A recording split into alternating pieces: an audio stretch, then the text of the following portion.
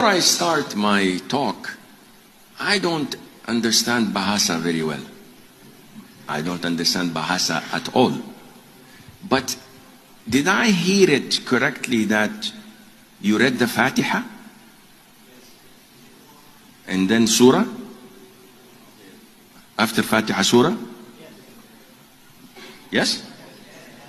And then Takbir and Ruku'? Why do you recite the Fatiha? I don't want to come on the day of judgment and Allah would say, why they make this innovation and you did not speak? Ever in the books of Sunnah had the Prophet ﷺ recited the Fatiha like this? Yes or no? Never. You know more than him? No, I don't. So this is why I have to clear my conscience so that on the day of judgment, I told them, khalas, I go. So it is not Sunnah. In Arabia, when we have marriage contract or engagement, Bismillah, Al-Fatiha. And nobody knows. They're reading the Fatiha or not. And they wipe their face. And they wipe their bodies. And they scrub their backs. Go take a shower. What are you doing? And also, because marriage is like death. When someone is dead, he said, oh, Abdullah is dead. Read the Fatiha. And they read the Fatiha. This is not from Islam. Fatiha is recited in the Salat. The greatest surah. Fatiha is recited in Ruqya. As in Sahih al-Bukhari of Abu Sa'id al-Khudri's hadith. This is Ruqya. I have illness in my throat. Every time I drink water, Alhamdulillah, and I drink. But not in a gathering. So excuse me, I'm supposed to speak about how to be happy, but I will make you unhappy first, but inshallah.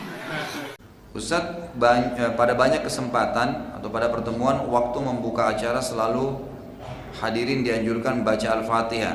Adakah hujahnya? Nggak ada sama sekali. Ya, sama sekali nggak ada.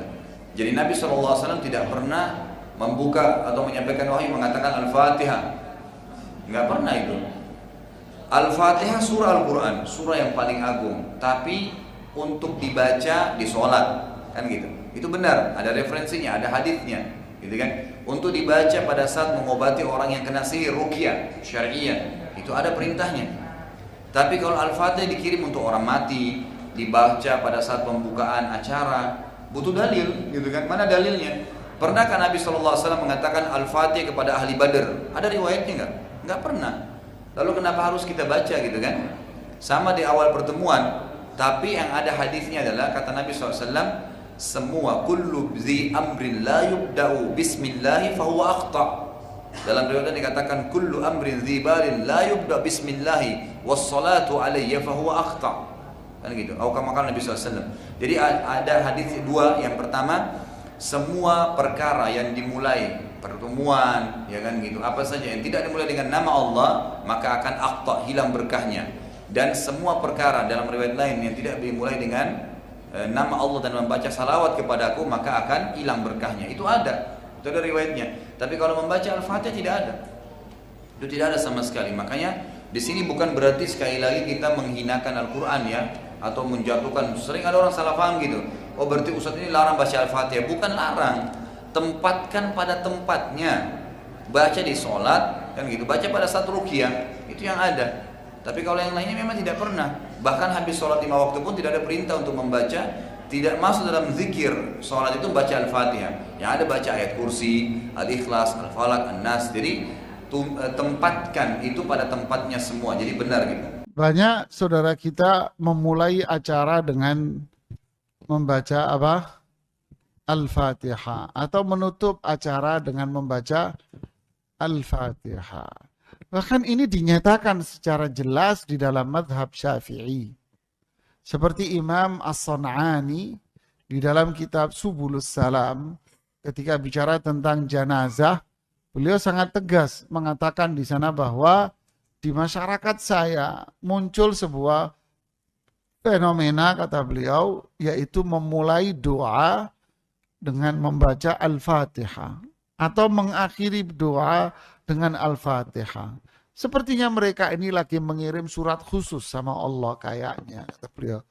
Ini jengkel beliau. Mereka ini sungguh melakukan sebuah perbuatan bid'ah yang mungkar. Ada sebuah kitab berjudul Kitabul Faqih wal Mutafaqih. Kitab Al-Faqih, faqih itu orang yang pintar fikih, wal mutafaqih, dan orang yang lagi belajar memperdalam fikih. Ini karya Al-Hafidh Al-Mu'arrikh, seorang penghafal hadis, seorang ahli hadis, Al-Hafidh Al-Mu'arrikh, pakar sejarah. Nama beliau Al-Imam Abi Bakar Ahmad bin Ali bin Sabit Al-Khatib Al-Baghdadi, atau kita kenal dengan Syekh Al-Imam Khatib Al-Baghdadi. Beliau lahir pada tahun 392 dan wafat pada tahun 462. Ada di Mujallad Tsani, jilid kedua, dalam cetakan Dar Ibnul Jauzi. Teman-teman bisa melihat di situ pada halaman 262. Al-Imam Al-Khatib Al-Baghdadi, beliau mengatakan, ini penting, wa astahibbu, saya menganjurkan, an yaqra'a ba'duhum, sebagian di antara orang yang berkumpul itu membaca suratan, satu surat secara utuh, au ayatin, atau beberapa ayat minal Qur'an, dari Al-Qur'an, qabla tadrisil fiqhi au ba'dahu.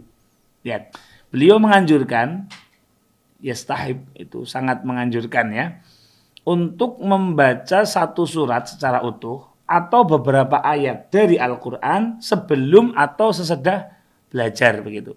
Apa landasan yang membuat beliau berstatement seperti itu? Faqad akhbarona Aliyun bin Muhammad bin Abdullah Al-Mu'addil, bahwasanya akhbarona Utsman bin Ahmad Ad-Daqqaq, haddasana Al-Hasan bin Salam As-Sawwaq, haddasana Affan, haddasana Syu'bah an Aliyin ibn al-Hakam an Abi Nadrah qala. Beliau mengatakan, kana ashabu Rasulillahi sallallahu alaihi wasallam, bahwasanya para sahabat Nabi sallallahu alaihi wasallam, idza ijtama'u, ketika beliau berkumpul, tadzakarul ilma, mudzakarah. Mudzakarah itu belajar, membahas ilmu ya.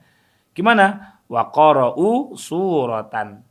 Beliau, para sahabat-sahabat ini membaca satu surat. Nah, tidak disebutkan memang suratnya surat apa. Menariknya, di dalam riwayat ini, bisa dilihat di footnote-nya, di taklik nomor 3, dikatakan bahwasanya isnaduhu sahihun, bahwasanya sanad dari hadis ini adalah sahih. Affan huwa ibnu Muslim wa Abu Nadrah huwa al-Mundhir bin Malik bin Qut'ah minas salisah tuwfiya sanah samanin au tis'in wa mi'ah. Jadi beliau ini wafat pada tahun 108 atau 109. Faqad adraka kasiran minas sahabah wa rawa anhum. Beliau yang meriwayatkan hadis ini banyak mendapati para sahabat dan juga meriwayatkan hadis dari beliau-beliau semua, begitu. Artinya, wala syakka, bahwasanya Al-Fatihah itu adalah bagian dari surat. Dan di situ terdapat banyak ayat ya, 7 ayat sab'ul masani. Nah, nanti kita akan bahas secara detail keutamaan suratul Fatihah, tetapi intinya para sahabat Nabi itu ketika berkumpul membahas mudzakarah ilim, beliau-beliau itu membaca surat dari Al-Qur'an. Maka Al-Imam Al-Khatib Al-Baghdadi, tadi sudah kita bahas di awal, beliau menganjurkan orang-orang yang membaca kitab beliau, tentu murid-murid beliau juga ya, untuk membaca surat ataupun ayat dari Al-Quran sebelum ataupun sesudah belajar. Artinya apa? Kalau dua-duanya berarti lebih baik gitu. Karena sebelum atau berarti boleh di depannya atau boleh di belakangnya atau boleh dua-duanya begitu. Karena huruf au itu litakhir. Boleh diambil dua-duanya begitu. Ala kulli hal, hati-hati dengan tuduhan-tuduhan bid'ah semacam itu karena itu berat di hadapan Allah, bukan tuduhan yang ringan ya. Apalagi kalau sok-sokan mengatakan Allahumma qad balaghtu, ya Allah saya sudah menyampaikan, seolah-olah yang didakwahi ini orang yang belum tahu apa-apa begitu. Ini tentu perlu dievaluasi lagi, coba kaji lagi. Kalau memang masih menuduh bid'ah, konsekuensinya adalah Anda menuduh Al-Imam Khatib Al-Baghdadi sebagai pelaku bid'ah. Berarti para sahabat yang mengamalkan ini juga sebagai pelaku bid'ah. Apakah Anda berani melayangkan tuduhan itu kepada beliau-beliau yang mulia? Nah, tentu ini bukan untuk pinter-pinteran, bukan untuk mencari musuh, tetapi tawasau bil haq, tawasau bis sabr. Saling mengingatkan tentang kebaikan, saling mengingatkan tentang kesabaran. Artinya apa? Kalau belum mengetahui secara holistik, referensinya belum lengkap, ada baiknya tahan diri dulu, jangan terlalu banyak komentar. Setelah referensinya kumpul, literasinya banyak, mari kita dudukan sesuatu secara proporsional sehingga kita tidak mudah menyalahkan atau menghakimi amaliyah orang lain.